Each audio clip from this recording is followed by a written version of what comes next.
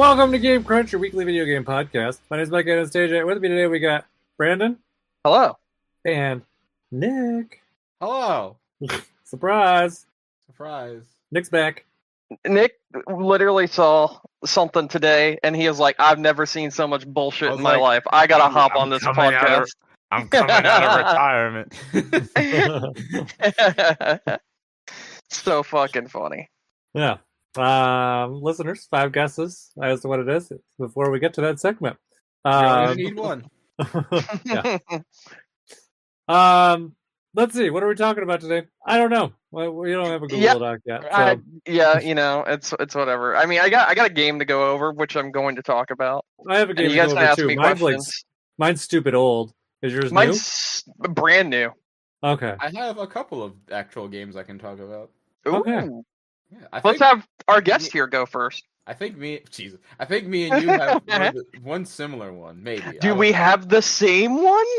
I don't. Maybe. Oh my goodness! Did you buy Astro Bot? I fucking did. Hell yeah! Of course he did. Hell yes, brother, man! I've got a picture for you, real quick. I'm gonna show it to you. If I can actually find our fucking chat. Why can't I find our chat? It's open the Discord general. app. There it is. I did it. You know what's funny? You know what's hilarious?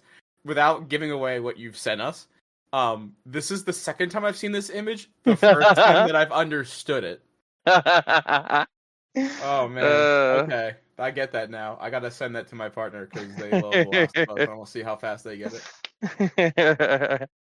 Anyway, I want to talk about that. Can we talk about that together? Yeah, this game is fucking awesome, dude. This is probably the best platformer I've played since Mario Galaxy 2. Easily. It's so fucking good. It's so fucking good. I'm only into the second Galaxy right now. I'm in the 4th. 2 of my friends have not only beaten it, but platinumed it. Yeah, one of mine has too. I probably would have if I didn't go to the hospital, but you know. For sure. But no, like, I am having an absolute blast with this game. It's so fun. The music is so good. There's so many cameo, like, Astro Bots that it makes me smile. Expecting to see.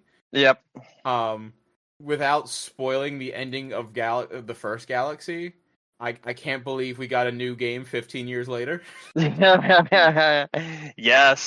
That shit was awesome. And I just thought to myself, man, they should just do a remake of the game. Let this team work on pretty much all the games we get extra levels up. What? I thought about it. I was like, I want team... Was it Asobi? Is that how you say it? Asobo. No, Asobi. I just can't speak. My mouth is numb. I would like Sony... I mean, continue making Astro Bots because they're great. But I would like Sony to maybe give them the keys to some of their older franchises that, like... Absolutely. They don't do anything with anymore. Medieval? Especially because, like, they just said the thing the other day of, we don't have enough IPs. Bullshit. You just made Gravity Rush? You made a game where you have to collect 300 IPs, and I guarantee you the PS4 and the PS5 have only seen about 10 of them. Yeah. Like, come on. Yeah, probably. But no, like, some of the smaller games, like, I mean, obviously a lot of Japan's studio was absorbed into this team. Yes. So a lot of the games that they had made before, like Patapon and, what was the other one? Like Loco Roco and shit and all that. Like, this team has already proved that they can make some of those games.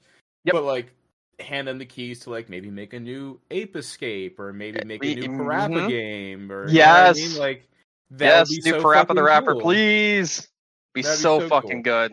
Good. Maybe they get another go at Gravity Rush. That'd be pretty fucking sick. Just saying. No, they'll probably just keep making Astro Bot until the end of time. Yeah, until it doesn't sell well, and then they'll be shut down. You're right. Sure. I mean, Mike's 100% correct, and it sucks, but yeah. I didn't really watch any trailers for this game besides the announcement trailer, and I was seeing different things like leak out like the day of. So I kind of went into it a little bit blind, and honestly, what I was expecting was very solid platformer that was fun and would keep my attention, but like I wasn't expecting it to be maybe better than like, you know, a B plus.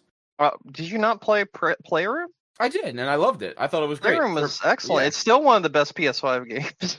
Now alongside this. It's still one of the only PS5. But no, absolutely phenomenal game. We're getting free DLC for it later on. I don't know if it's this year or next year. It's in like a month. Yeah, supposedly. So yeah. Which I don't know. I don't know. Do you mind if because I saw some things that kind of spoil what could be coming? You mean the leakers that found the person from Stellar Blade in it or whatever? No. There was no actual leaks. If you watch the end credits of Astro Bot, it has copyrights for things that aren't in the game.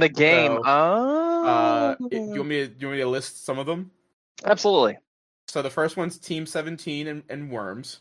Nice. Next one is Stellar Blade. Nice. Rayman, Beyond Good and Evil, Assassin's Creed, and then the last one being Croc, Legend of the Gobos.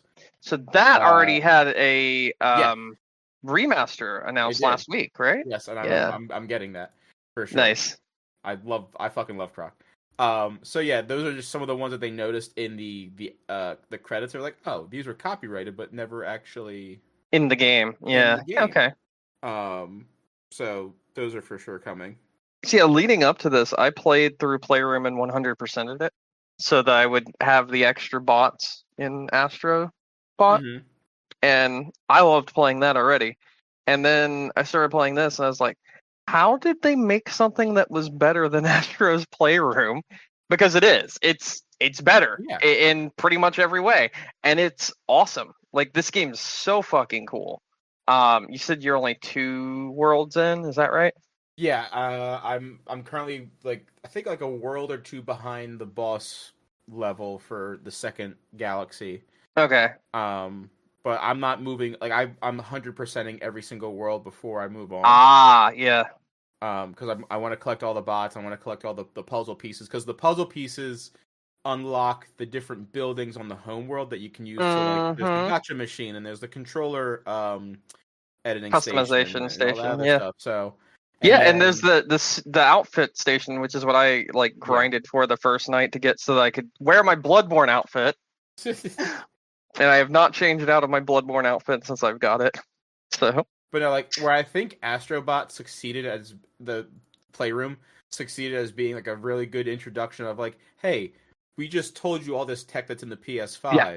Here it is in front of you to experience. Especially with the controller, Astro's Playroom was, besides Returnal, one of the best introductions to the DualSense controller. Absolutely. They took that and they're like, all right, now we're just going to make a silly platformer game. And what I like about this, to me, represents more so what I want of a next-gen system.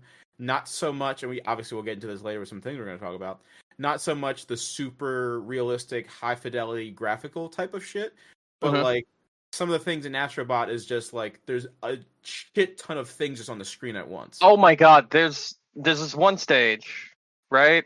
Yeah. And I'm gonna try to be very vague about it. So I'll just tell you this little bit. It won't really spoil anything. But a bunch of jewels fall. And you can run through them, and there are just so many jewels that are continuously falling. And it just fills up the whole screen, and it is crazy the amount of interactable objects that are there and how it is still just a rock solid 60 FPS the entire time. And I think that is one of the most impressive things about Astro Bot. This thing has not moved from 60 FPS the whole time I've been playing it. And they love to throw so many interactable objects on screen at any given time in this game. And it is a joy to mess around and play with them. It is so fun. This is basically making me feel like old PS2 platformers did. For sure. Thinking of Jak and Daxter, Ratchet and Clank. It's got that feeling to it while also being hey, we've made other games in the past. Let's present some of that kind of nostalgia there. But it also works as a love letter to their IPs, which really doesn't make a lot of sense when you think about it, because we just had that conversation where they're like, we don't have that many IPs. And it's bro, you literally have a whole fuck off game showing how many IPs you have. Use those. Yeah. Holy shit! The You have the blueprint for what IPs you have literally just released last week. Not good ones, though, Brandon. They are awesome ones. Dude, I don't know if you found this, but fucking like Amaterasu is in this even. Yep, from found yeah from fucking Okami. There was a Vib Ribbon one. You know what my favorite that I found so far is? Huh. The Dreams reticule icon. I haven't found that one yet. It's so cool. My favorite's Parappa because I love Parappa the Rapper. I also do. Did you get the achievement called the like slamma jamma where you like hit the basketball into the goal? Yeah. I smiled at that, and then when I actually got Jammer Lammy as a bot, I was like, that's so fucking cool. Yeah. And then you have her playing guitar and Parappa rapping and dancing next to her, and it's like, man, this is just fun. This is just enjoyable. This is like exactly what I want. It's very polished. I don't think I've had like a single like glitch or anything break with the game itself. Nope. Have you? Yeah, nope. It feels like immaculate. Like and they definitely put a lot of care into this. One of my favorite so far has been there's the one Pixel World. And there's all the cube you can just break all the voxels? Yeah, and I'm like... It looks kind of like 3D Dot Heroes, and I'm not sure if they were going for that, but it's got that vibe to it. Yeah. But there's so much character put into it, and like they're very thoughtful about where they put like some of the bots, and like some of the bots I found already, I was like, oh wow, they put that in pretty fucking early. Okay, cool. But no, just having a super fun time with it, and like this is the kind of shit I want. Like, and I feel like Sony and other like Microsoft should look at this. I'm hoping it like the sales for it are huge. Bro, it's a video game. That's all I want. I just want a video game. I don't need fucking. It's a zombie game, but we got to figure out why the zombies are sad. Yeah, I don't need Sad Dad Simulator number 5. Come on, like, give me some actual games, and this is an actual game, and it's excellent in every way, shape, and form. I couldn't be happier with this game. It's actually one of the 2 games I was most looking forward to for the rest of this year. So now I've only got one more game to look forward to for the rest of this year. I really hope it's good. Metaphor? Huh? Is that Metaphor? It is not. Oh. I'm looking forward to that, but it's not the kind of game I'm looking forward to where I'm like, it might be Game of the Year material. Okay. The game I'm talking about is Stalker 2. Oh, yeah. No, that game looks amazing. And I love the original series, so. Mm-hmm. And since you're a Fallout, yes, it is. November. Unless they delay it again. True. Hopefully that doesn't happen. And their studio doesn't get bombed again. Yeah. Yeah. Anyways, are you guys done with Astro Bot? Yeah. Yeah. Okay. If you have a PS5 and you haven't played it, make sure you play that. Yeah. It sounds like a lot of fun. It sounds like something I would like. Great. You would love it, I think. I think I would too. I don't have a PlayStation 5 though, so. I know. Well, we'll get to it. Yeah, maybe we'll work on my Xbox. Do you think it's coming to Xbox Game Pass? No. I will say this though, and this is the funniest thing I saw. Yeah. The devs of Astro Bot said that if there is enough sales and enough attention given to the game, that no, they will not be making a PSVR 2 version of the game, but they could release it on PC. And when I read that, and it was last week before the game released, I was like, oh shit, Sony's really thinking of going all in on PC gaming at this point. Yeah, if you're going to put that on the PC, crazy? This is like the most PlayStation game. I would for sure double dip. Yeah? 100%. 100%. Easily. Go the No Man's Sky route with it? The thing is, I will buy games that need support, games that I want to succeed, and that is one I absolutely want to succeed. Yeah, I mean, it's a good game. It deserves it. After like the week that Sony had, like I want people should prove to them, yes, we don't want shit like Conquered anymore. We want good shit. We want shit that isn't just rehashed of the same thing we can get from 30 other companies. Yeah. No. This is perfect. This is what Sony should be doing. Yeah. What they used to be doing. But they just did completely. Yeah. I feel like they've gone too heavily into teams that are not Japanese based. Japanese based teams put Sony on the map. They really did. Yeah. And now we're having all these other companies or all these other teams that are based out of places like fucking even like, San Francisco or whatever. And it's nothing. It feels sterilized. It feels the same every single time we see it. I can only see an over-the-shoulder third-person game that has 15 minutes of cutscenes in between very minimal gameplay about something depressing so many times before I'm just like, okay, yeah, this game's great, but I feel the same way I felt when I've played all these other games that are also great. Like, it just kind of goes away because you become stagnated by it, and it's just like, I'm just bored. Like, I know this game's great. This game is great, but like I don't care. I'm not getting joy out of it, and like that's the exact opposite of what I feel with like Astro Bot. I know this game is great, and I am getting the joy out of it. I am enjoying a video game, and that is honestly what Sony needs right now. They need games that people can enjoy playing. Yeah. Well, I think that goes back to like last year. One of your favorite too, Brandon, games of last year. Not Bomber. I mean, Bomber Cyberpunk for sure. Yeah. Hi-Fi Rush. Hi-Fi Rush. Absolutely. Absolutely. Hi-Fi Rush was just a fun, wacky, like just beat 'em up music game, and it wasn't trying to take itself too seriously. It wasn't doing any of that shit.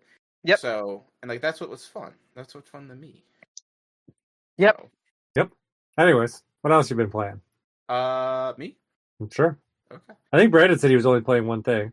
I mean, I that's pretty much the only thing I played this week. I also played, like I said, Astro's Playroom and 100% of it, but I didn't really play anything else. I've been dabbling in a couple of other things. Yes, I want to hear.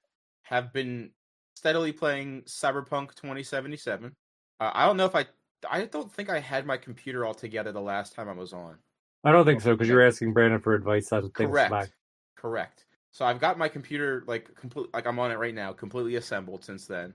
So I've been going back and playing games that I've been kind of holding out on because I knew I was getting a new computer in a relatively short amount of time. So I went back and I started playing Cyberpunk on PC. Complete night and day difference from when I first started that game to now.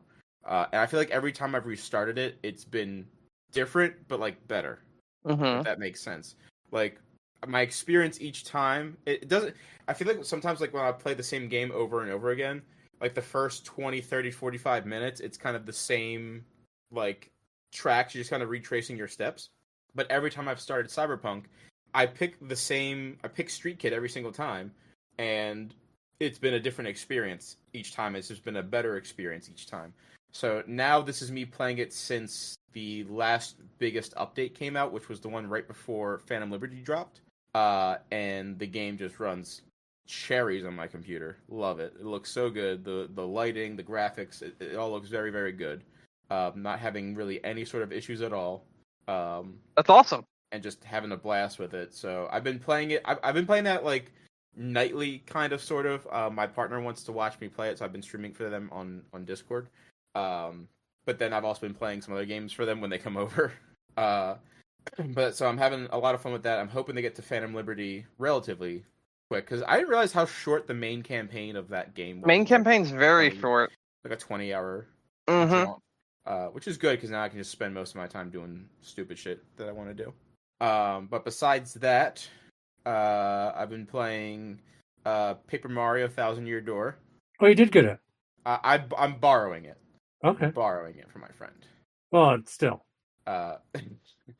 And that's one of the other games I'm playing for them when they come over. They're like, I want to see the Mario game you're playing. I'm like, all right, whatever. That's been a lot of fun. I haven't really appreciated the writing like I have until I played this game because I've talked about it before. I've only played Sticker Star and like a little bit of the original. Yeah. Writing in this game is super funny, super quick-witted. Love it. It is. There was some really things I remember telling Brandon about later in the game. I'm like, I don't remember this, but it really made me laugh. It feels like one of the most humanly written games that I've ever played. Yes. Like, nice. I don't want to compare it to like I'll compare it to almost like Smiling Friends-ish in a way of like the writing it doesn't feel like somebody wrote this out for it to be funny. somebody just wrote this out as a natural like exchange, and it just happens to be funny because of one, how like real the exchange is, and for two, just how kind of goofy it is. Yeah. So I've been enjoying playing that. That's been really cool. What else? Still playing a lot of Balatro. Great game. It's coming to mobile in 2 weeks. I saw that. All productivity. I was just say RIP.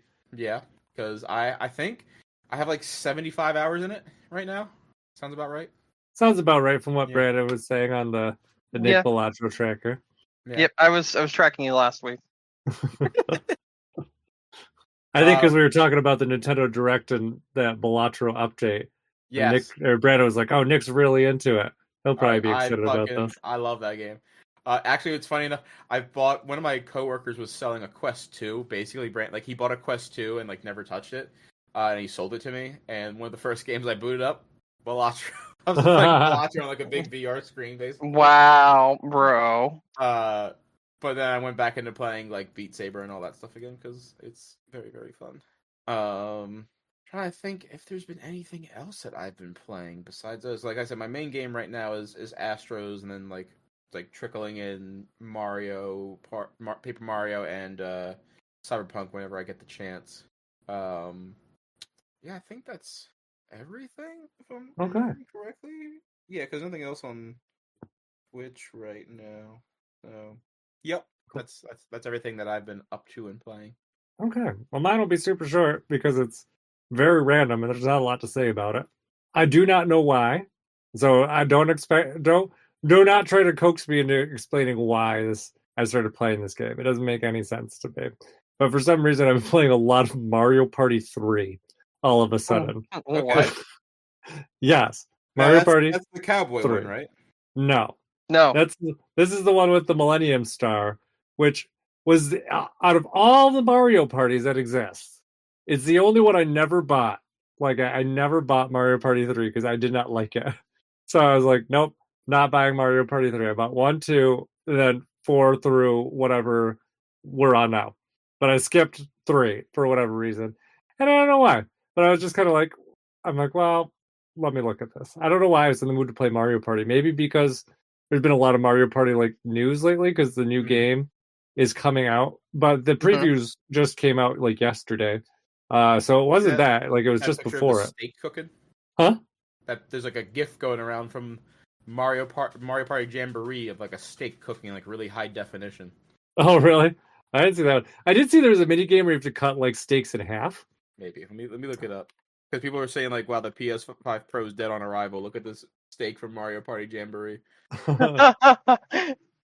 But yeah, so Mario Party 3. I hate it. It's my least favorite Mario Party game.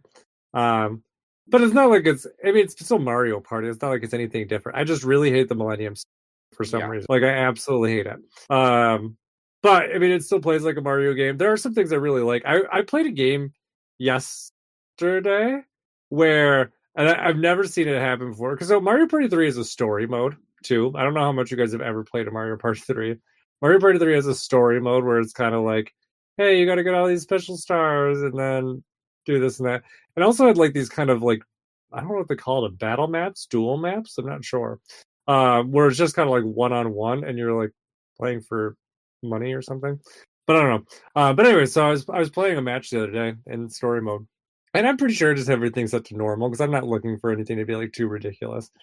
But I was playing against Peach, and this bitch got like 600 coins during the course of a Mario Party game. 600. I was like, this is fucking ridiculous. Like, what do you do for something like that? Yeah, don't know. So it's wild. And like every turn, we would hit like a battle minigame, which generally I really like. But there's a point where there's just too much battle minigames. And by the battle minigames, I mean those. I don't know if listeners do, or even if I'm using the wrong terminology, so I'll explain. I mean those like 4-player minigames where you're ranked from first to fourth, and depending on where you rank, depends on how many coins you get, and they're taken from you at the beginning. So kind of when you land on the space, it just is like randomly picks a number. That's how many coins everyone has to put in. Then you play. It's ranked out. Most of the time they're challenge based, but they do have some very random ones. And then, depending on how you go, usually first place gets a decent amount of coins. Second place usually gets exactly what they put in, and then third and fourth get nothing. So we did some of those. But I mean, at the end of the day, it is Mario Party. But I'm really excited. I think I'm really excited for Jamboree. Oh, that is a good looking steak. Jamboree is supposed to be excellent. I was looking at a couple of the reviews, like the previews yesterday, and people are like, "This might be the best Mario Party that's come out in like a long time." I am kind of sad that we never got more maps for was it Superstar?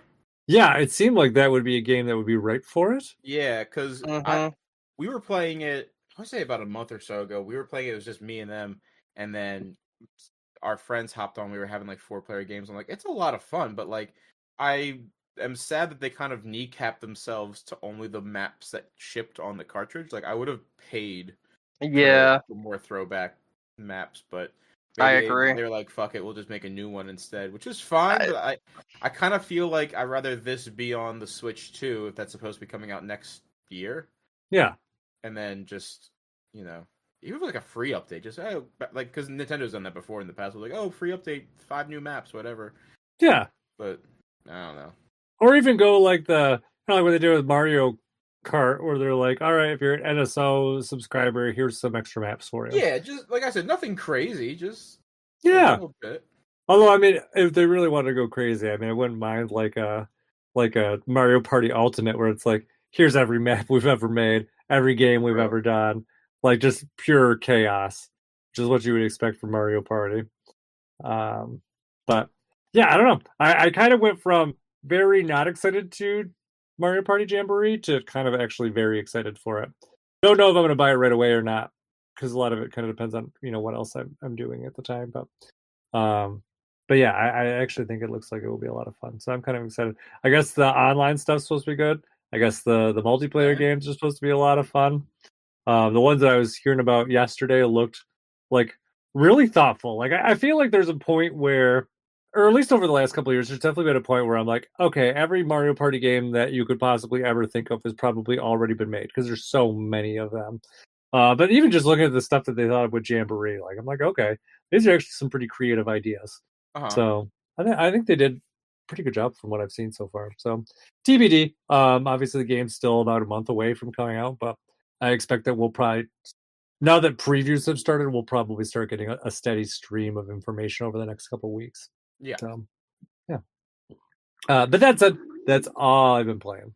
So, you guys ready to move on to news? Yep. All right. There's no news. All right. There's a reason Nick is here, and let's talk about Astro Bot. Yeah, it's to talk about Astro Bot. He loves robots and he loves space. So it seems like perfect. Yeah. Yep, that's why he's here. Yeah. Apparently the PlayStation Pro, the worst kept secret in the industry. Yeah, the PlayStation 5 Pro was made real today. I mean, yeah. Who is this for? Yeah. What indecisiveness do you have there? I've been waiting to drop this because I've dropped it so many times on Twitter that I now have to drop it here, right? Okay. Here we go. Okay. Real quick, because I know what you're about to talk about, Brandon, if I could. Yeah. PS5 Pro, $700. Yeah. No disk drive. Disk drive. Disk drive is $80 extra, so $780. Yes. Also doesn't come with a stand. Yes. Additional $30, so you're at $820. So $820. Yes. I just wanted to put those numbers out there real quick. That's good. It's good. So now we're gonna play my game. A i5 12600, a Intel Z790 motherboard, and 32 gigabytes of DDR4 3200 megahertz RAM, $256.99. A 1 terabyte Team Group NVMe SSD PCIe 4.0 is $56.99. Correct. A case, just any fucking case that comes with the fans that you need, is $49.99. Yep. A graphics card that is the equivalent of the PlayStation 5 Pro is $292.97. Yep. Oh, sorry, I messed up. $292.97. And a power supply, because you need a power supply to power it, is $39.99. That is $646.94. That is still $50 less than a PS5 Pro to build a whole ass PC that is the equivalent of one. By the way, before somebody's like, yeah, but you got to pay for Windows. My brother in Christ, if you're not buying CD keys on eBay for $1. Hold on, you know what? We're gonna give them the benefit of the doubt of you have to pay for Windows, right? Which you can buy an OEM key for $20. So we're gonna add $20 to that, all right? $666.94 is still the price. Wait, you might want to say that was the devil's number, Brandon. We cannot have hold this. on, I'm not done. You might want to say, what about your mouse and keyboard? Well, you can give those for $5 to $10 a piece, and you only need them to run the fucking thing, like to be able to like click around, type in. You don't need the best of the best for a mouse and keyboard. You can always upgrade that later if you want, just like you could with a controller. And if you already have a PS5 and you're thinking of upgrading to a PS5 Pro, the better choice would be to make a fucking PC and then use your PS5 controller on your PC to play games at better graphics resolutions and frame rates. Because holy shit, it is insane that console manufacturers are thinking they could charge you $700 for a console refresh. That is fucking insane. Yeah. I will say, for comparison's sake, when the PS4 Pro launched, it was $400, which is the same price that the base PS4 was. Mm-hmm. And they dropped the price of the base PS4 when that came out. hold on. Let me interrupt you for 1 second. What has happened with the PS5? So the PS5, everywhere else besides America, besides the Lord's America, the price has raised significantly. And they knew that they couldn't raise the price in America because you can't see what I'm doing, but I'm gesturing. Yeah. So instead, they're keeping the PS5 at the same price and introducing the 5 Pro at $700. a ridiculous amount. Yep. To, I want to say, not only offset the price of the PS5 Pro, but the original PS5. Also, did they just jump up the controllers $5? Yes, the controllers went up by $5 3 days ago. Yeah. Oh, also, I think, was it earlier this year, the price of all the PlayStation Online Yes, members PlayStation Online went up by $10. So that's where we're at. Now, GameStop does have their trade-in values on their website, which is cool. Very cool and good. If you have a GameStop Pro membership, which I know you all do because it's it's the greatest financial decision you can make. Yes. You get $385 for a regular a launch model PS5 with disc drive. Yes. Oh, we forgot to mention. We forgot to mention the PS5 Pro's glaring omissions, Nick. Games? Oh, those two, but the fact that there is no disc drive. So the $700 is for a PS5 Pro with no disc drive. I'm so sure if you they compensated drive, by a larger hard drive, though, right? So no. Well, they did. You do get a 2 terabyte SSD. NVMe, Has that been confirmed anywhere? Because I've been looking everywhere and I've only seen the 1 terabyte so far. Yes, it's shipping with a 2 terabyte NVMe. Okay. Which is whatever, sure. More reasonable. You can get a cheaper NVMe for a home-built computer only because Sony requires a specific speed. Xbox does too. They both require a specific speed for their games to run as they do. Yes. That's just that. Yes. So if I went to GameStop and traded my PS5 and they'll give me $385 for it, which would offset the cost. Now, I'm not going to get one without a disc drive, right? Because all of my games, all of my PS4 games I'm going to play on PS5 are on disc. So that's $780. So $780 minus $385 puts me at just under $400. That's without buying a stand, by the way. I was going to say, the stands are not included also. You have to buy your own stand. $30. That's how much they charge for that. The stand. So, at this point, because if you already have a PS5 and you're like, I'm thinking of upgrading to a Pro, you're trade-in value is now taking that overall purchase down to $425, which, okay, not that bad, all things considered. However, is the PS5 Pro $425 better than a PS5? No, it is not. No, it is not. No, it's not. You're getting I'm throwing out their numbers. So you're getting I think it was like a 67% larger GPU. Yes, but they didn't mean larger as in like graphics capability. They meant literally the size of the GPU. Yeah, it's just bigger. The actual graphics uptick is supposedly 45%, and that's using their new form of DLSS, which is PSSR, which is PlayStation Super Resolution. Real quick, Brandon, I realized it right before we hopped on. PSSR, because it's a RDNA chipset, it's Ryzen based. It's FSR. It's just FSR. Far worse than FSR. DLSS. Yeah, so you're getting a worse product. Okay. All right. So, now the only thing that you won't get on a home-built computer that Sony is putting into this mess is quote-unquote AI upscaling. That's not even true. Whatever that means. I was gonna say that's actually not even true. Whatever that means. I think AI is a cool word to use. Hey, thing to say right now. You have a 40 series GPU, right? I have a 4070 Super. All right. Do you have NVIDIA like GeForce Experience or whatever the fuck it's called? I do. All right. I want you to go into your settings and click your profile. Okay, hold on. NVIDIA control panel. Where are you opening it? Oh, there we go. Yep. Actually, we're gonna do this in real time. Pull up your stream. I want to see your whole computer, please and thank you. Oh Jesus. Okay. Now I will remind you, I haven't upgraded my monitors yet. My monitors. I don't give a shit. But I'm gonna show you what I mean. That's what I'm gonna show you. All right, here we go. Okay. Nobody here can see this, but I'm no. So not that. You have NVIDIA Experience, right? GeForce Experience. I believe so. Okay, pull that up. That's what I need you to pull up. Is it? I have GeForce now. Yes, that's. Oh wait, no, that's not the same as GeForce Experience. I don't have GeForce Experience downloaded. So you don't have the thing that like installs the drivers and everything for you? No, I'm doing that now. Okay. I was gonna say in GeForce Experience, if you click your profile icon and then go to your options, there is an AI upscaling option in there that allows you to upscale from whatever resolution to whatever resolution. Well, now I know. Now I've learned something. And adds what do you call it? I'm trying to remember what the fuck it's called. Hold on. It's a specific term. Hold on. Let me see. A sharpness filter. So it also smooths out the edges and all the other good shit.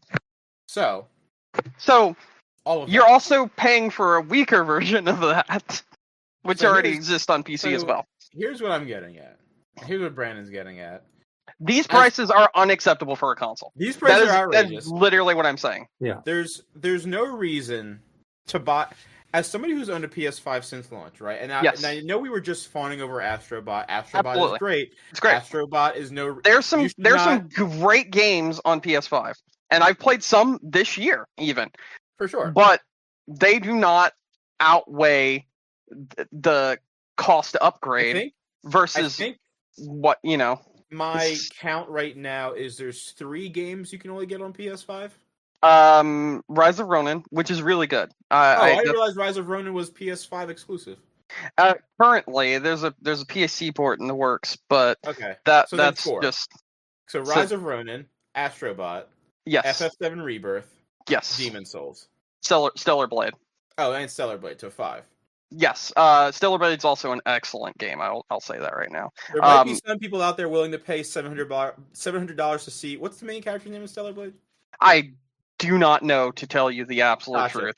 There might be somebody out there who saw this and were like, I want to see Camel Toe in high fidelity. So again, the devs literally already said they were working on a PC port. So, again, another game that has one already in the works. And I guarantee you, Final Fantasy VII Rebirth has a PC port. For sure, because FF16 just got announced with a demo and a smaller price tag, by the way.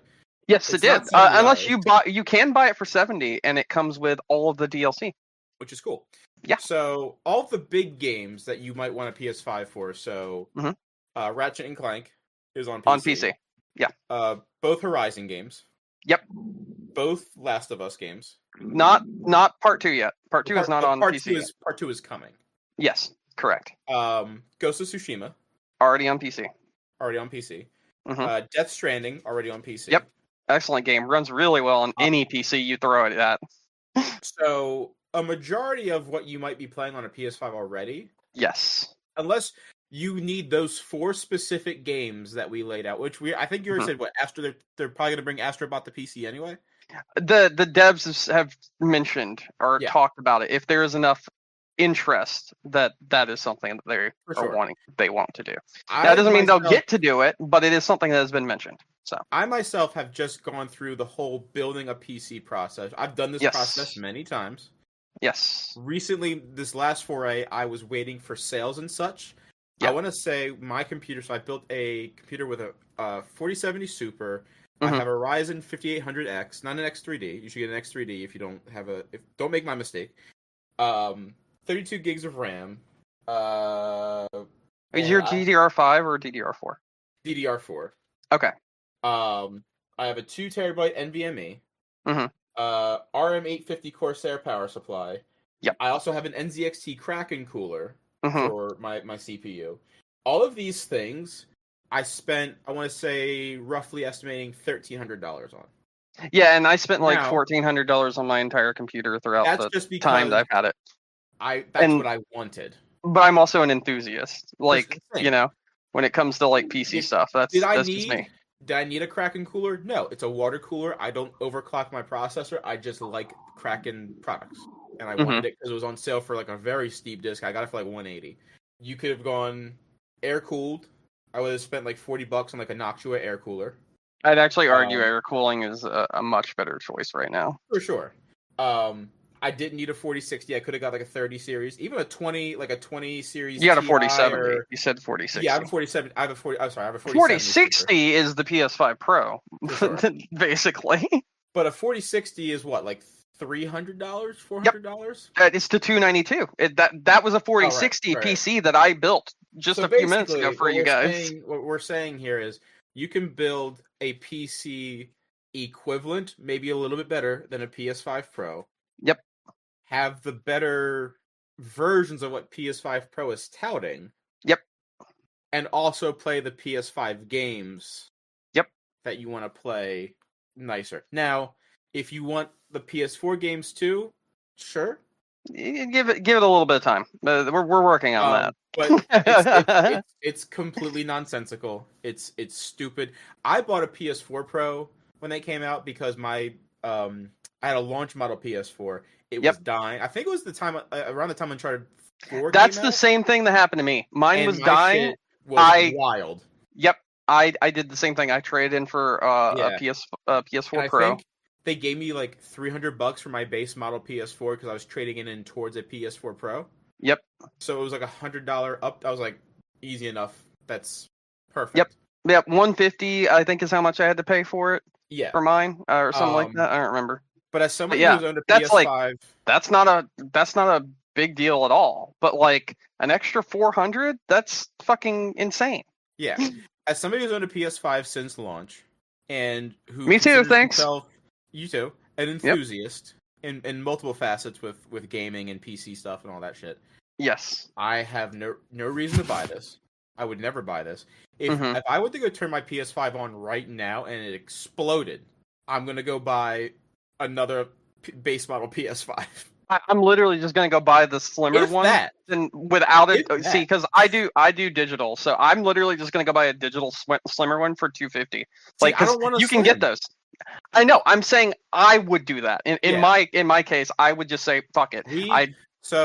I have for the tournaments that we run, because we run Tekken, Guilty Gear Strive, and Street Fighter.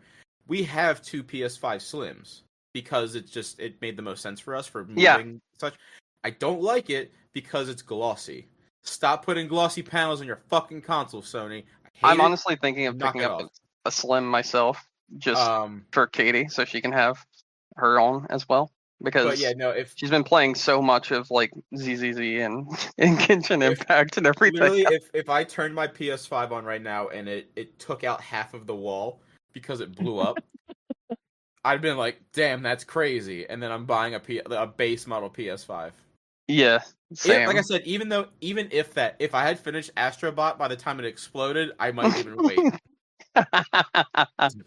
I might give it a minute because I'm like, what's the point? Yeah. And this is a sentiment that a lot of people share because not only does the video have 80,000 dislikes, Yeah. But the whole internet is kind of clowning them. I do think we do need to be a bit fair, and because I've seen so many arguments, right, that are like, "Oh, you're not factoring the cost of a monitor," da da da, and I'm just gonna go ahead and say this right now. Just use your fucking TV. Just use your fucking TV. So here's the thing. It's not that hard. That's a cool argument. That's a very cool and good argument. Except most people don't have the fucking proper screen to play a PS5 Pro on. Most of the people are playing on like 1080p fucking TV still. They said it themselves in the presentation today. 25% of PS5 owners are using 4K. Are using a 4K 120 FPS monitor. Yep. Monitor. Interestingly, I think it's. I did not see the presentation because I was at work, but I think it's interesting you brought that up because there was a conversation Brandon and I had about TVs not that long ago. Because we were talking about the resolution for the PlayStation, and I was like, well, how many people actually have a 4K TV? It's interesting that they actually shared that number because it's actually lower than I think we even kind of guessed during that conversation.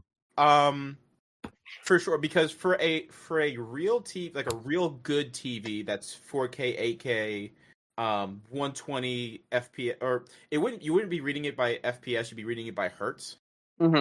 Because FPS is something that's dictated by the console or the system, not so much the monitor. Yeah. But you're looking for a TV with like 144 hertz refresh rate, 100 whatever hertz refresh rate. That's when you get into like a lot of the higher end TVs. Like my TV, I spent like $700 on it last year. It's a 4K TV. I think it's only 60 hertz. I want to say it might be 120. I don't know. I don't remember, and I don't have the information because I bought it on my. I'm just gonna say most games aren't running at 120 4K. You're actually running at 1080p upscaled to make it 120, and then that's upscaled onto the 4K TV, and it doesn't look that great. It looks like Vaseline's been smeared all over it. So if you already have only a 1080p TV and it can do 120, then you don't need the 4K. But so again, another reason to be like, who gives a fuck? So my thing is, you can get a cheap my main monitor that I've used for years. I fucking love this monitor. I'm so sad that I can't use it on my computer. I have an AOC 27-inch curved monitor. I spent less than $200 on this monitor, and it's great. It's 144 hertz. I get that. I just don't get any of the NVIDIA. It's not FreeSync. It's G-Sync, right? G-Sync for NVIDIA. So I don't have G-Sync. But also, here's the thing. If you have FreeSync and you do install the thing I told you about, most monitors that have FreeSync, you can transfer them over to G-Sync with one click of a button. Perfect. So BenQ/Zowie. Oh, that'll 100% be. Is that what you have, a BenQ? No, I have two AOC monitors. But I'm saying AOC 100% works. I'm saying I know that for a fact. BenQ/Zowie monitors, fantastic monitors, less than $200 for a decent monitor. An LG 32-inch 1440p monitor that I paid $168 for. Yep. Like you don't even need 4K. That's the thing. It's 165 hertz also, but there's that. I also have a 27-inch 4K monitor next to me. So yeah, I think a lot of people are just kind of scared about building a PC, which is fair. I understand that. There's pre-builts though that are within the same price area. I actually saw one today for $850. It comes with a 4060 and a 14700, I think it was. And most of those usually come with like keyboard, mouse, like everything you need to plug and play out of the box. Yeah, those literally come with them packed in. Granted, most of the time they're e-waste, but But it is. I mean, it's again, you're fine. I'm not trying to be a dick here. Most of the people buying a computer, you're not going to get a new PC, download Valorant, and be the next fucking pro. Like, you don't need special mouse, special keyboard, special this, special that out of the rip. A lot of the stuff that I owned, I've bought incrementally as they've gone on sale over the years. I agree. There's also, like, you can be just as good on a normal mouse and keyboard. For sure. when you're first starting out in something. It's not really that difficult. Will you be better with better peripherals? Absolutely, but it doesn't require it. I'll take it a step further. If you don't want to fuck with any of that, if you just say, hey, I just want to buy something and just turn it on and it works, great. Have you met the Steam Deck? Yeah, absolutely. Or any of the other, there's ROG makes their own now. Yep. Acer, I think, makes one right now. MSI has one. MSI does have one. There's a lot of choices now. So if you want all the comforts of a PC, but maybe in something that's a little bit more natural to you, because I understand some people like consoles because it's just something you can turn on. It has its own user interface, and you can scroll through it. Yep. Cool. Steam Deck. You can plug it into a TV and use any Bluetooth controller you want for it. You can plug it into a computer monitor and install Windows on it and use it as a PC / a Steam Deck. I literally used my Steam Deck for an entire year to stream games, as well as for my online business. It's not difficult. Shit? No, but it played everything I threw at it. I played Baldur's Gate on it. I've played Fallout on it. I've played a shit ton of stuff on it, stuff that's putting it to the test, stuff. So I don't know. I'm annoyed by that whole thing today, and I don't want to see cause I know there's gonna be some people who are just I'm gonna go buy this and then get fucking fleeced by a company. But not only that, it's normalizing prices this high for gaming consoles. For sure. Now, something you need to think about with a gaming console. Only if it sells well. I understand, but I don't even think it'll matter if it sells well. Because here's the thing. If it flops, then nobody's going to even try it again anytime soon. No. True. But what I'm saying is, they predicted a 10 to 15% market share for PS5 Pro by 2029. That is the current prediction. That if they reach that, they'll be like, all right, cool. PS6 is going to be $1,200. Calling it right now. I'm 100% calling that shit. It's going to be the price of a gaming PC with a high-end graphics card. If this gets the projected sales that they want, they're 100% going to go for it. I don't think they'll be that crazy. I could see them maybe doing. Can you tell me they wouldn't be that crazy to make it priced over $600 for the PS5 Pro? And look where we are now. Hey, I mean, we already know they're crazy, but I could not imagine them setting a base level system over 1,000. So the price is not so much my concern. I think at this point, if this sells mine, well, for many reasons. If this sells well, I think you'll see PS6 the day it comes out. You're gonna have it only comes digital, and then if you want a disc drive, it's gonna be available. If you want, they're gonna. That's where the extra $200 I was talking about comes from. A la carting everything. So the thing is with this, right? So I think Sony knew the $699 price tag was going to be a sticker shock, right? Because when the PS5 first came out, you had the digital edition and you had the disc edition, and the price difference was $50, I think. I think it was 100. I'm gonna be honest. Was it 100? I think so. I thought it was 100, but I could be wrong. Whatever the price difference was, right? There was still a price difference. So yeah. The PS5 you might have been like, ooh, that's a little expensive, but then you saw the digital version, and then you're like, ooh, that's not as bad. I think they were trying to go for that again with this because they knew that if they packed this with a disc drive, right, and charged $800 for it, everybody would be like, what the fuck? The problem is it backfired on them because they launched it today. Everybody's like, what the fuck? Because it's still grossly expensive, right? And I think I don't know. I mean, $599 probably would have hit a little bit better, but maybe if it was $700 with a disc drive, I think $599 with a disc drive and stand would have been perfect. That would have been okay, that's how much essentially a PS5 was, and we're doing the same thing as the PS4 Pro did, where it's the same price as the original console was, and you just now the other console comes down in price. If that shit would have happened, I think they would have sold fucking that's what I think if they would have came out today and listen. Even if right, the price was the same. Let's keep this same $700 price tag, right? Yeah, $700 for the PS5 Pro with a disc drive. And stand. $599 for the digital edition. Yep, hurts still. But if you brought these two out, then you're also base model PS5 is now, because it's still $500, right? I think it's. Let me check. Even if you slash $50 off the base model PS5, I feel like you've set yourself. It is to $429 or for the discless version. $469. No, digital's $430. Okay. And slim console disc edition is $469. Okay. So even if you hit that down to like, $420, $400, whatever. I feel like if you cut the price of the getting your foot in the door, because at this point you just want more people in your ecosystem. Cut the price of the base model, get people in the door, maybe get some people who are a little soured from Microsoft trading in their Xboxes, getting a PS5, and then maybe they get a PS5 and they're like, oh wow, this is really great. I like this. Oh, the PS5 Pro is only that much more. Maybe they trade their console in a year. Maybe there's a special edition that comes out and they want that. Correction. This was a case where the places I was looking was like, well, these are the pre-owned and refurbished prices. So actually $500 for disc edition right now. So yeah, you're right. Still $500. So like $450. $450. And I feel like you would have got more people be like, all right, these are the more high-end premium versions.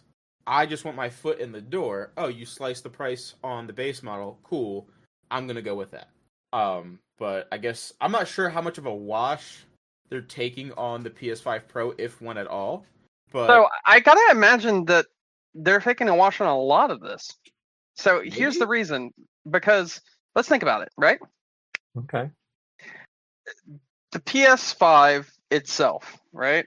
We just had the raise of prices overseas, like we already talked about, and the raise of the controller prices as well. We just had a massive flop that was $200 million. And may I remind you of their other massive flop, which was PSVR 2. Back-to-back massive flops. They've got to be taking massive hits. They had to be like... If you look at like the PS5 Pro price overseas, it's like $1,012. That's the other thing. The conversion rates are really, really bad. It's over $1,000. Not only did the PSVR 2 fail on PlayStation, but they released that PC link cable not too long ago. Doesn't fucking work. Oh, really? Nope.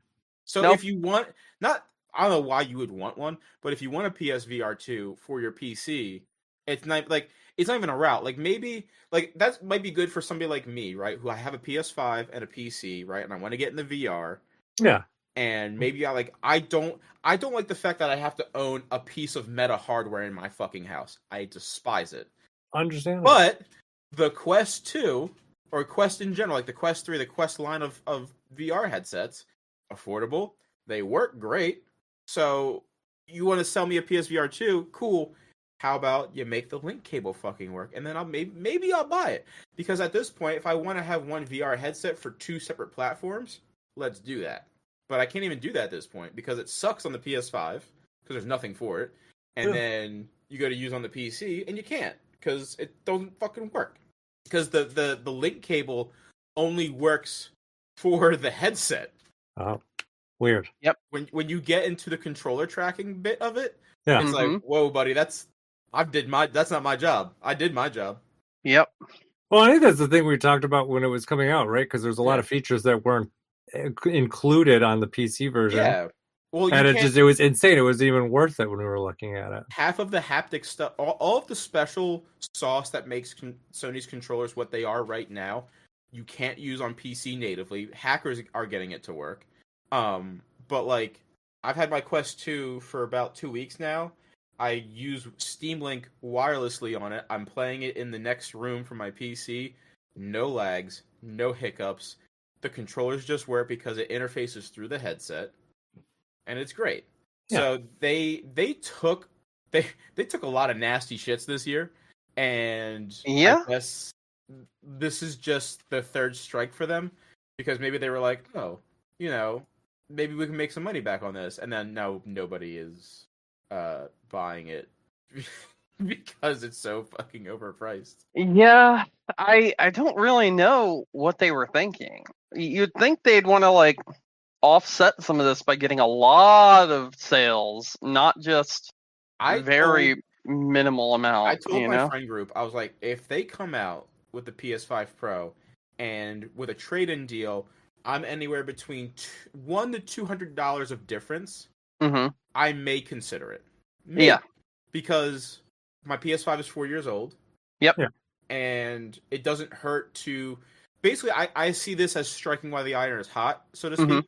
So I trade my PS5 in now, get the better system. That way, when the PS6 comes out, my trade-in value has I've staved that off a little bit.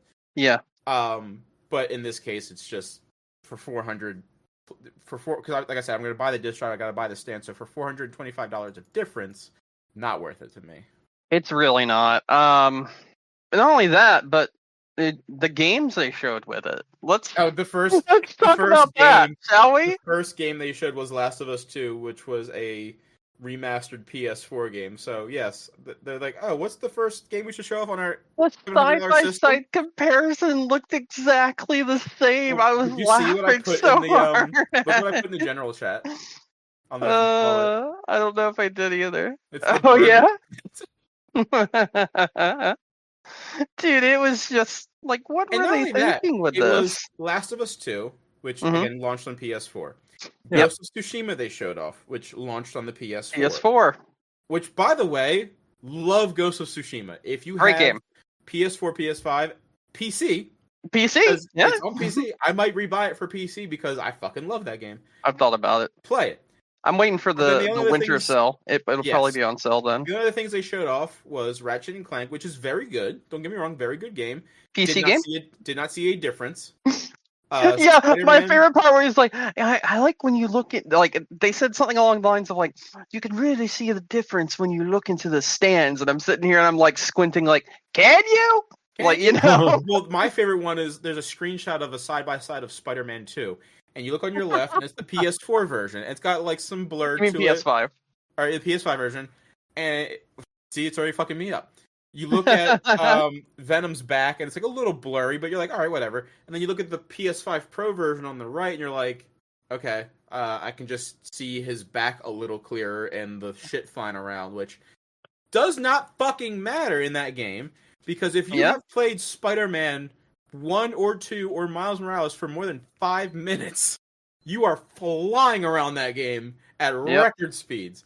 You don't, unless you're like pausing the game to like really study the situation you're in, you're like, I don't notice a difference. Have PS5 players licking walls trying to find the difference in games and be like, I can slightly see this rock is a little bit more, it's a little bit more rocky. They added more rock in this. Are you tasting that? There's more rock in this. But regardless, like, they were showing off FF7 Rebirth, which, by the way, looks beautiful as it is on PS5. Oh, I think the screenshots, I haven't played it, but the screenshots that I've seen. You haven't played it? Yeah. Okay, that's the reason why you think that. For sure. So I'm gonna go ahead and rip that Band-Aid off right now. FF7 Rebirth has the same problem that Final Fantasy 16 does. Very cool. I will play it on PC. You know which one I'm talking about, right? Where the 30 FPS 4K mode, yes, that has bad frame pacing, is where all those screenshots you're seeing is coming from. Cool. And you don't want to play the game like that, trust me. And the actually playing it at 60 FPS drops to sub 1080p at times, and it looks like someone smeared Vaseline all over the screen. Very good. When it's blown up to 4K. So yeah, that's the real issue there. So yeah, they did not sell me or anybody that I know on it because again they were advertising. Most of their games were 4+ years old at this point. Yep. Some of them over a year old at this point. Mm-hmm. Which, by the way, if I bought a PS5 Pro, I'm telling you for a fact, I'm not playing Spider-Man again. It was fun, but not 2 replays fun. Yeah. I probably won't play Ratchet and Clank ever again. It was, again, a fun game. Loved Great it. Game. One and done. Don't need to play it again. Last of Us 2, played it once. Don't care to play it when it looks a little bit prettier. Yeah. I'm gonna play Tsushima? Ghost of Tsushima. I'm gonna play it on PC. Yeah, sure. So that's the problem. Is that okay? Cool. We have this new PS5 system. No new game launching along with it. Yeah. They just want you to play your old games on it, or I guess whatever's launching around that time. Which I guess the closest thing would be Metaphor. And I think the other thing we need to think about is like we're not asking for exclusive PS5 Pro titles. That's stupid. What I would just like is for them to have a game coming out alongside the PS5 Pro that shows off the technology. But they don't even have that. Why would you do that? Brandon, you're wrong. Brandon, we're thinking about. I completely forgot. Yeah. So what day does the PS5 Pro launch? Let's go find out. November. I want to say 7, but I don't think that's right. Yeah, I think you're right, actually. November 7th? That's what I'm thinking off the top of my head. Let me see. I just was looking at it, too. November 7th. November 7th. Ooh, Brandon, look at my memory. Guess what comes out exactly a week afterwards? What? Lego Horizon Adventures. Oh, yeah. So look at there is a first party game. There it is. We figured it out. You can get it on the Switch. And probably will look even better. I think it's on Steam also. Hold on. Yeah, I think it's PC as well. Yeah, it's on Steam. I just checked it out. So that'll be the first game you can play on your PS5 Pro, Lego Horizon Adventures. Great. Which is great. Which, by the way, I find it very funny because if we just do a quick Google here, Echoes of Wisdom, that comes out. Okay, comes out like 2 weeks. I'll give it close enough release date that they're releasing another Zelda the same time as another Horizon. I didn't even think about that. Holy shit! Every time, every single fucking time. At this point, Nintendo has Zelda games ready to fucking go. They're just waiting for a new Horizon to be announced. And this time, they had insider information. Yeah, they're like, oh, you know what? They're doing a Lego one. You know what? It's a good time to bring back Link's Awakening style. That and they troll them in such a way that whenever you Google Nintendo and Lego now, what comes up is the Deku Tree. Oh, really? I saw a box for the Lego Bowser in store the other day. So I did not realize how fucking huge that thing is. They're expensive too. Oh, like I know. $300, aren't they? More than that. I think the Deku Tree is like $450. Christ. That's insane. I know the Lego Bowser, I think, is in the $300-400 range. I know. Because I went to the that's store what I wanted to. I'm sorry, the Lego Deku Tree is $300. I went to the Lego store because they got blind box D&D figures, which were pretty cool.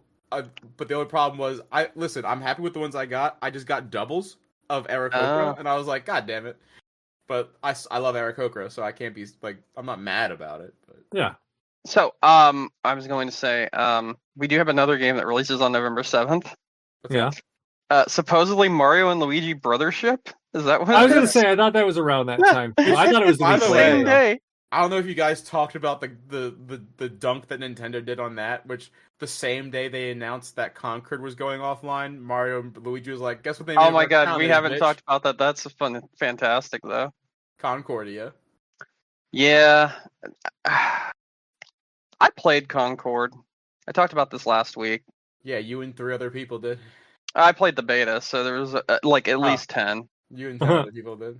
But no, like I said last week, since you weren't here, Nick, it was such a nothing game that was like, bro. Yeah. What were you even thinking? But okay. So this is what I was trying to get to. I was talking about how normalizing prices that are this high in the console space is really like bad for everyone. Yeah.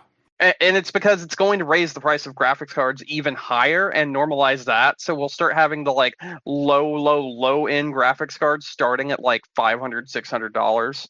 If a console can do this, that's going to happen. It's going to have a domino effect. And on top of all of that, video game consoles, right? I know that the primary like demographic is obviously older people now, like 20s, 30s, that sort of thing. However, a lot of the time, consoles are marketed towards kids. Yeah. Ain't no fucking way a kid's going to spend $1,000 on a PS6. Ain't no fucking way a kid's going to spend $700 on a PS5 Pro. No. What are they thinking? I will say, Brandon, to your point about the graphics card prices, I want to say that's a 50-50 shot, only because I feel like it's only going to affect Radeon cards. because that's what the architecture is. But 2, I feel like both Nvidia and AMD would rather you buy their graphics cards than a console because they make more money off of the graphics card sale than they do the console sale. Although you are correct, my point being is when consoles have powerful hardware at a price point, so take for instance the PS5 when it initially released, even before the pandemic hit, the prices of GPUs were already rumored to be going higher. Gotcha. and whatnot and that sort of thing. And then they got out of control because of the pandemic. But the point is, if a console is starting at 700, right? And people always point to, oh, consoles are the more affordable thing to do, that sort of thing. That's going to have a domino effect where it's going to raise the prices of PC as well. Because the architecture of the console is an AMD GPU, but because of the fact that is a way of playing video games versus another way of playing video games that's for the more enthusiast side. So the more enthusiast side will also get fucked over if a normalized price point of the lower end is $700. And that's what I'm trying to say. Because, we just built a whole PC and talked about it for $700. Yeah, no, you're right. I can guarantee you that if the PS5 Pro went off the shelves, what I just did will not be possible with the PS6 when it comes out. Yeah. No, I see what you're saying. It's greed, corporate greed. That's what I was trying to get at. Yeah, no, I can see that. I can level with you on that. But anyway, yeah, that's pretty much all my thoughts about the PS5 Pro, and I'm not getting one. Me neither. Me neither. What else do you guys have to talk about? Anything else? Or are you ready to wrap up? Where are we? Well, we did mention already Concord's dead. Finally. Yeah, we talked about it last week. But it was saying it was going to shut down. It shut down on Friday. So since last week, it has shut down permanently. Yes. And there's no plans currently to bring it back. So I already mentioned $200 million were lost on that game specifically. That was a huge fucking flop. So it makes me wonder, like we were mentioning before, how many more flops does Sony have in their back pocket before something happens? Yeah, something's going to end up changing with them. Especially too. Actually, there was a rumor that it took Sega 3 flops before it was like, we're fucked. And it's kind of looking like that could be a possibility for other consoles in the future as well. It is always a possibility. It's very risky, and that's why it's important to kind of divest, into like different things. I think that's one of the things. I don't remember where I saw this comment. But I think it's really true, and I don't even know, this might just be something I've kind of paraphrased in my head myself too, very possible as well. But really, you think about like the different platform holders, like somewhere this generation, Sony got in the mindset where they're like, everything needs to be AAA. Like they that's pretty much like, that's all they do. Exactly who that is. It's the man who left is currently laughing on his yacht, Jim Ryan. Yeah. Everything this generation that has gone wrong is Jim Ryan. Somebody I should have saved the picture because it came up the other day. But it was basically everything that Sony had planned in the works since the PS5 kind of launched. Conquered failed. There was that other game that they Devotion was it, or Deviation Studios, I think it was. I don't know. They were making a game, live as a service game with that. Canceled. They were going to make Last of Us 2 Factions. Canceled. They were going to make that Spider-Man game. It was canceled. There was a Spider-Man multiplayer game. Canceled. They bought Bungie with hopes to do things with that. Bungie is proving to be another stinker by them. Self-destructive. They were recently at their lowest point that they've ever been, like as of last week. The only thing that Sony has done this year that has been good is Astro Bot. Yep. But everything else that they were trying to go for has either failed horribly, never came out, or has been delayed so much so that we don't even know when the fuck it's coming. Yeah. And like I said, all of this was Jim Ryan, because if you remember when he first came on, a lot of his big thing was, who wants to play these old games? Nobody cares about playing these old games. Exactly. Heavily investing into games as a service and all these live service stuff. That's why they bought Firewalk. That's why they made all these new studios and bolstered them up with people who had worked exclusively on these style games. That's why they hired Bungie, they originally hired Bungie to help them with Last of Us Factions, and then bought Bungie to help out with all of that shit. Which then apparently Bungie lied because the CEO was out here buying classic cars and smoking fat blunts and shit. Mm-hmm. So all of the eggs that they were kind of putting into their respective baskets. Yep. All of them went belly up. None of it came through. And I saw this today and I agree with it. I think between Xbox and PlayStation alone, I think this is the worst generation of consoles we've had since the beginning/middle stages of the 360 PS3 era. Because we have nothing. I would have gone back further. I would have said this is the worst since like the 3DO Jaguar Saturn era. This is definitely a rehashing of that for sure. Yeah. But I think all of the plans that Sony had for PlayStation have gone belly up. Yeah. So there's just nothing. I think they also have gotten way too full of themselves to the point where they think that they're untouchable, and then Xbox is just literally continuously slammed his dick in the car door. Yeah. So Sony's just like, we can do whatever the fuck we want, and because of that, they're just pricing themselves out of the market because they're fucking stupid. I've said this to my friends, and I've started saying this out loud. You can hate on Nintendo for everything you want, but they are the best in terms of the big three console makers right now. They are consistently putting out games that are good. Yeah. They're consistently providing a product that is cheap enough to get into. Mm-hmm. Every game, like I said, that they put out, I've had a fucking blast with. It's everything about Nintendo that isn't the company. I get the things you can hate them for sure. You can hate them for how shitty the Joy-Cons are. Yep. I got that. You can hate them for how they treat people with their own IPs. I will say that's a 50-50 because I'm sorry, it is the year 2024. If you are making a ROM hack of a Nintendo game and you're shocked that they asked you to take it down, that's on you, my guy. I am so sorry. All right, but what about emulation? What about Interestingly, there was a... Oh, wait, hold on. Yeah, what about emulation? Because like Nintendo's been really going after emulation lately, and that is directly against game preservation, and I do not like that. My thing is, as far as... I'm 50-50 on that as well, because as much as I am a proponent of game preservation, as much as I'm a proponent of, I feel like people should have access to games that are like $400, $500, $600 to play for free because they can just download the ROMs of them. At the same time, I believe that Nintendo has a right to protect their IP.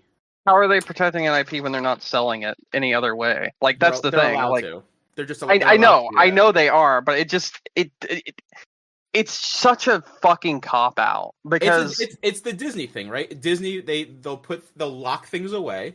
Yeah. And then when they want to make it available to you, they will. And I get that. And it's frustrating and it sucks.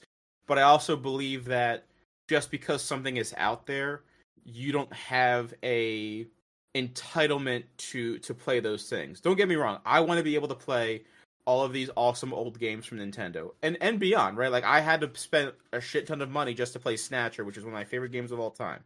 Should it be like that? No, it sucks. Do I believe that you should be able to emulate that and not see their point of view? I don't know. It kind of gets gray. I don't believe it's a black and white, cut and dry kind of answer. Mm-hmm. I believe in games preservation. I want games to be available for people, but at the same time, I understand that as a company, Nintendo has a legal right to do what they want with their IPs, and if they tell so a you website brought up them illegally, Disney. Yeah, Disney does have moments where they haven't used things in so long that those things become what's it called? I can't remember what it's called. Like it's just fair use. No, it's not fair use. Like Mickey Mouse is fair use now, and Steamboat Willie is fair use. What is it? I can't remember what it's called. It's basically after 100 years, the copyright is gone. Yeah, the copyright's gone. And I do think that there should be some form of that for video games, because here's the thing: you did mention that like it's not been that long yet. Well, no, I'm not saying like 100 years, because 100 years is not like, you know, that's not what we're talking about. 1,000-year door. We're talking about like if you have not used the property in a certain amount of time, that it becomes abandoned. Oh, God, yeah, abandoned essentially. Because here's the thing: you have these games out there that are never going to ever see the light of day again. For sure. And we know it because the companies that made them have gone tits up. They don't exist anymore. Yes. They can't exist anymore. Their rights are lost to the ethers with things such as No One Lives Forever, for instance. That sort of game. It's split between like 6 different companies and no one knows who actually owns the rights to it. Things like that, abandonware and stuff like that, even if it is a console game, that should just be fair play. Because there's no way you're getting it. You're not going to get that game any other way. And I do think that was the same with several Nintendo games. I think Nintendo has the biggest library of that. For instance, I have a copy of Mother 3 that is a physical copy that someone printed on a cartridge themselves because Nintendo won't fucking do it. Mother 3, that's a really bad example, though, because Mother 3 is definitely not abandonware. No, well, no, it's not. That. They put it out on the NSO, just not in the US. Okay. So, like, it's not like they've neglected it. Like, it's definitely that would be that. So that's fair. My overall, I was going to say just kind of to wrap up what I was saying. My overall thing is, aside from Nintendo's business practices, right, which at times can be a bit overbearing, I will freely admit, and it's definitely like they have the legality to do what they want to do, and they're doing it, which kind of sucks for sure. Because I feel like other companies are just kind of cool about it. Like, listen, like it's more of like having like a cool like aunt you can talk to and be like, listen, I know we shouldn't be doing this, but like you're not hurting anybody, so it's fine. Yeah. Versus like, you know, it's good cop, bad cop. You have Nintendo who's like, well, we can do this, so we're going to do this, which sucks for sure. But I think there's really nothing you can do in the meantime to change that realistically without changing like laws and shit. Well, I do think interestingly there was thing that could be done, which is coincidentally, I'm going to go back to Steam. I'm going to go back to Gabe Newell for a moment. You know, he has that very popular quote where he states that piracy is almost always a service problem. Nintendo just needs a better way of putting these games out there for other people to play. They need to do a better job and actually allow people to pay them money and not some Joe Schmo down the street for a markup of $500. For sure. You understand what I'm saying? I see what you're saying. That's something that they could do, but they don't.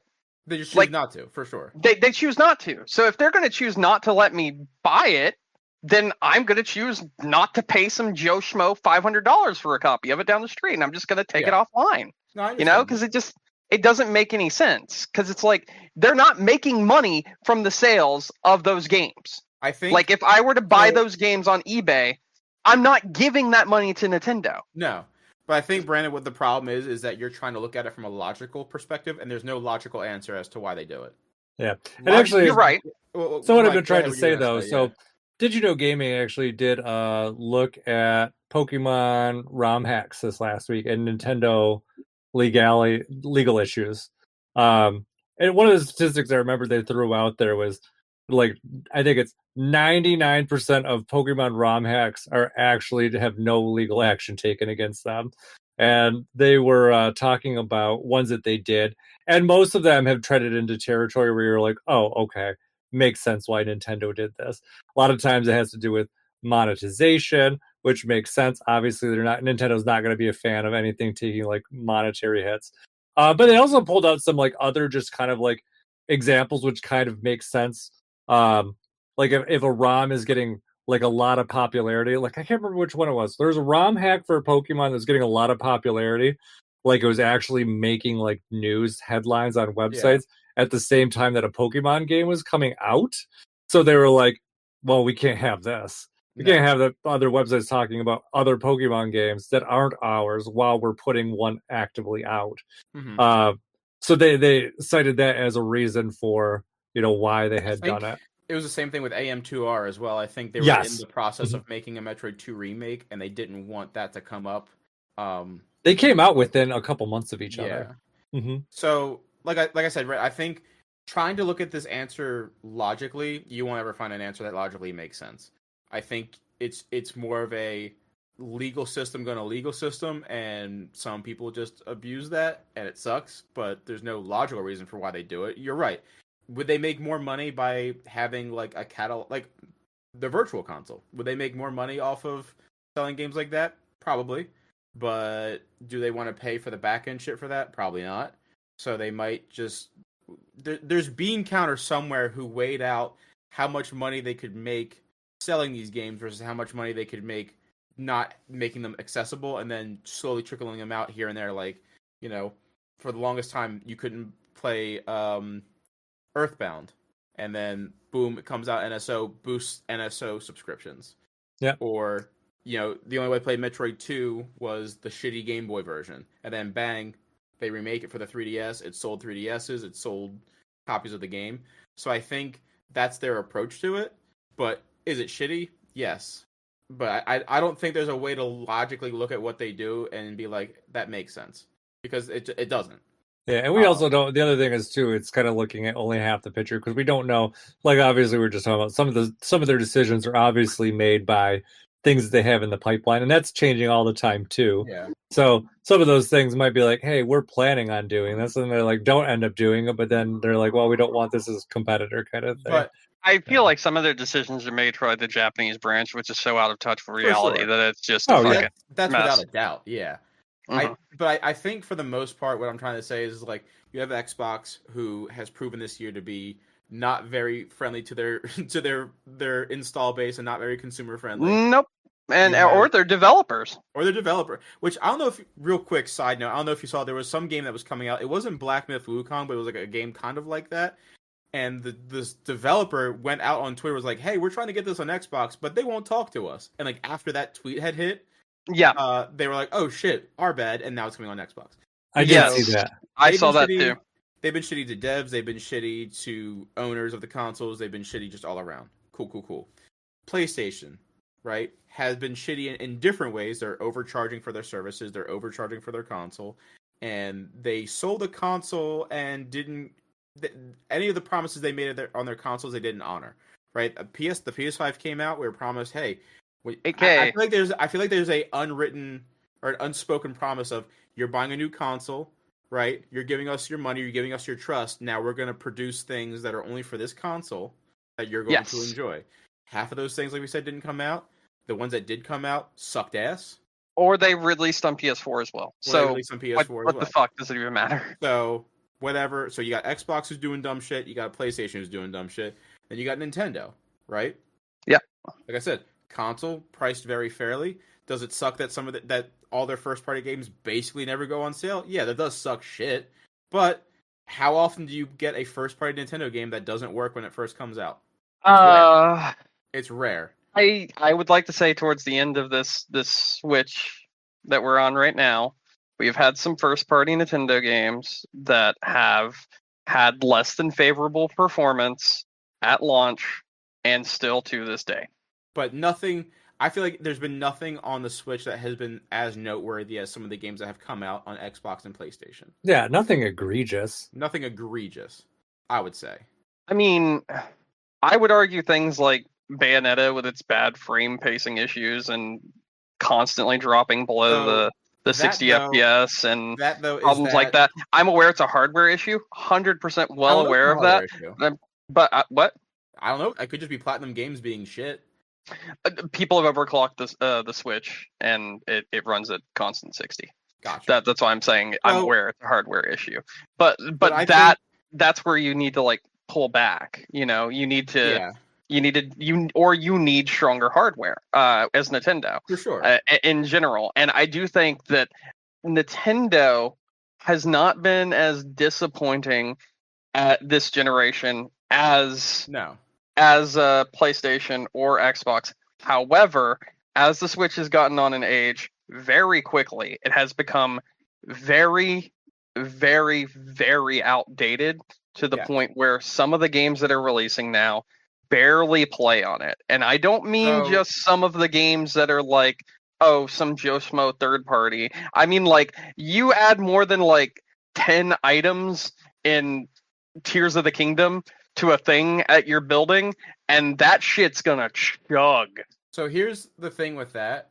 There was a unintended variable thrown into the situation, and that was the chip shortage due to COVID. I understand. I truly believe that Nintendo did not expect to still be on the same hardware by now. No, I don't think they did either. But I think pound for pound, all across the three consoles, Nintendo, in terms of what they're providing and the games that they're putting out, are the most consistent. I'm not gonna say that they're perfect by any means. They're not. But I think between the three consoles, they're the most consistent with what they're delivering. And Microsoft is launching games on the Switch. Sony's launching games on the Switch. You don't see Switch games launching on PlayStation or Xbox. So again, I do think that's because of Nintendo being stuck in their ways. I do think there's going to be a point in time they also don't have where I think there is going to be a point in time, may it be 7-10 years from now, where everything is on everything, and that's just the way it is. Because I don't think consoles, the way they are currently going and the prices that things are heading towards, can be viable if they are one platform for a game. I don't think exclusives will exist 10 years from now. If you think that Nintendo is going to put their stuff on anything else while they're still a solvent company, I have a bridge to sell you. I think come back in 10 years. I think the only way you'd see Nintendo IP on other platforms if Nintendo went bankrupt and they sold off all their IPs. I mean, Nintendo's already pulling their stuff back from phones to literally just keep it more in their ecosystem. They're actually retracting from that. Like I said, check back in 10 years. All right. We'll see. I mean, just for point of reference, at this point in time, the Switch is what, the second or third best selling console of all time, and Nintendo is one of the most profitable companies in Japan. Yep. Okay. But yeah, so I that's kind of where I am with all those with all that. But disappointing nonetheless. It's all been very disappointing. I don't know why I bought a PS5, but here I am stuck with this box that I'm using. I bought it for Demon Souls. I literally bought it for Demon Souls Remake, and I was very happy with it. So I mean, that's I had one game that sold me because I am that big of a Souls fan. Listen, that's fair. I get it. I totally get it. I don't know if there's any other newsy type stuff that I saw. No, the only other thing I saw, it was kind of tangentially related to Sony, which we've already dogged on a lot today. But one of their former European executives, I guess, said that the layoffs thing. Did you see that? Oh my god, yeah, I saw that too. Go to the beach. Yeah, go to the beach, drive an Uber, wait a year, the market will get better. Okay, well, maybe if you weren't approving things like $200 million for Concord, then you wouldn't have to lay off all those people. True. Yeah, kind of like what we were talking about last week. You know, there's an ownership for these kind of decisions on both sides, and really the fact that something like this made it this far without someone being like, this is a bad idea. Mm-hmm. So, anyways, do you guys have anything else? No. Okay. I think we've said as much as we possibly can at this point. Okay. Well, let's do it then. Thank you, everyone, for listening to us tonight. Don't forget to find us on iTunes, Stitcher, Google, Amazon, YouTube, wherever you get your podcasts. Game-Crunch is the website where you can check all of our old episodes, or if you want to email us, gamecrunchcast@gmail.com. Brandon. Hi. Any final thoughts? No. Don't buy a PS5 Pro. Take the PC I just built for you with all that information and go build yourself one. It seems a little bit more practical. Yeah. And probably will last longer. It will. Yeah. Nick, any final thoughts? No. Nothing. Okay. I got nothing. All right. That's it. My name is Mike Anastasia. Find me online. I'm Clash of Penguin there or on your favorite gaming console. Until next week, game on. Game on. Game.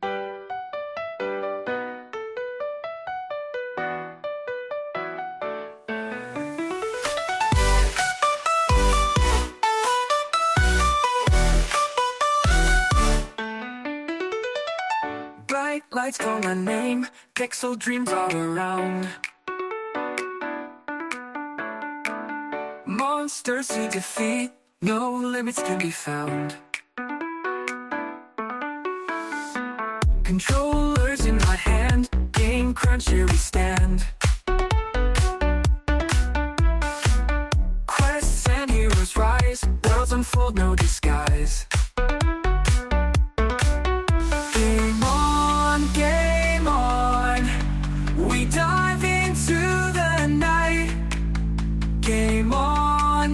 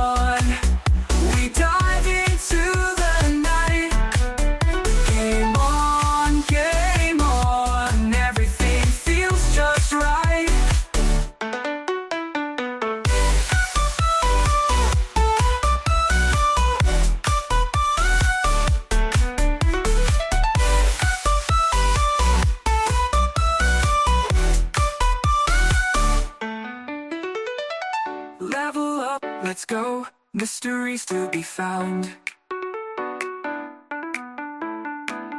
Hidden treasures glow, new challenges abound.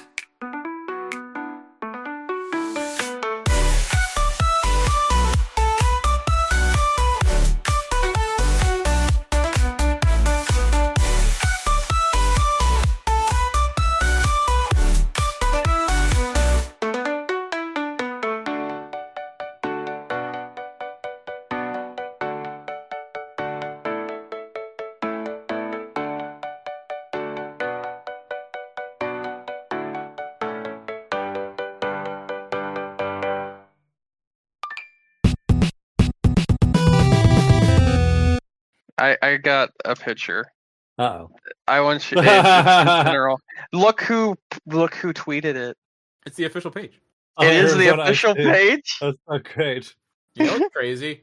I think I will say this with full certainty in my chest. I would get more enjoyment out of 700 Arizona green teas than I would. Yeah, me too. PS5 Pro. Yeah, me too.